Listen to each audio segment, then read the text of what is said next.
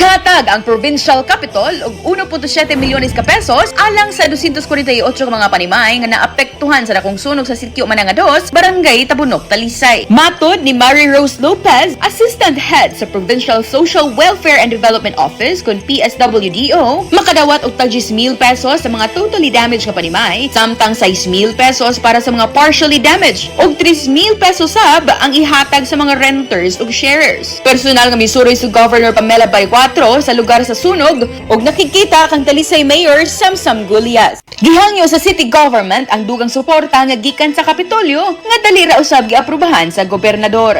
Ang maong sunog giila karon nga pinakadako sa Talisay karong tuiga nga milungtad og sobra 2 ka oras una mapawong sa mga bombero. Kapin 1,000 ka mga tawo ang nawagtangan og panimay. Giproseso na karon ang pondo ug ipagawas sa labing madali nga panahon aron matabangan ang mga biktima sa ilang pagbangon.